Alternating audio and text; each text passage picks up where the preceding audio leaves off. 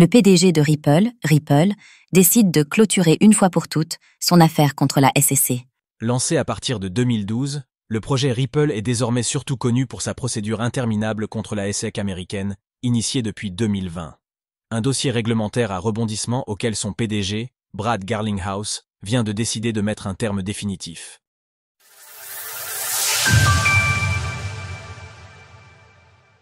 Ripple versus SEC, la fin d'un combat emblématique. Serait-ce la fin symbolique et définitive de l'empreinte Gary Gensler imposée sur la Securities and Exchange Commission, SEC, des États-Unis? Tout semble le laisser penser depuis l'arrivée confirmée de son remplaçant pro-crypto, Paul Atkins, avec l'administration Trump à la Maison-Blanche. Mais encore fallait-il lier la parole aux actes.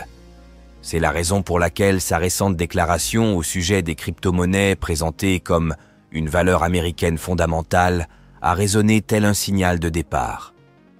De toute évidence, le PDG de la société Ripple a très bien entendu le message. Découvrez les 4 meilleures plateformes crypto pour acheter du Ripple.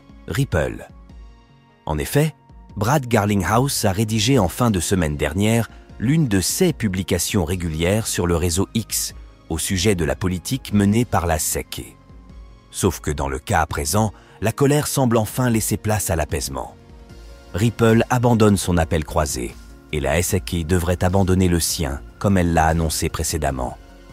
Nous tournons définitivement la page pour nous concentrer sur l'essentiel, construire l'Internet des valeurs. À vos marques. Brad Garlinghouse.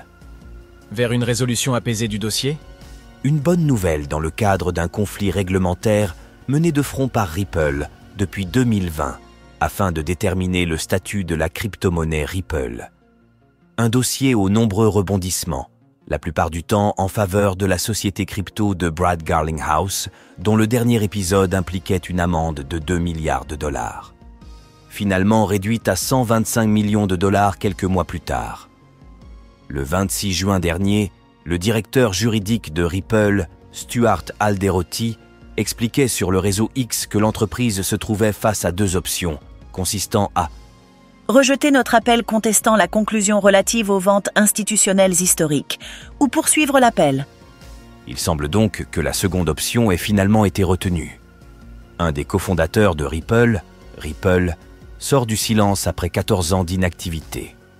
Dans les faits, cette décision intervient à la suite du rejet d'une demande de levée d'injonction par la juge Annalisa Torres, en charge de ce dossier. Une procédure menée par Ripple et la SEC afin d'essayer de réduire les amendes infligées à Ripple par la SEC de Gary Gensler.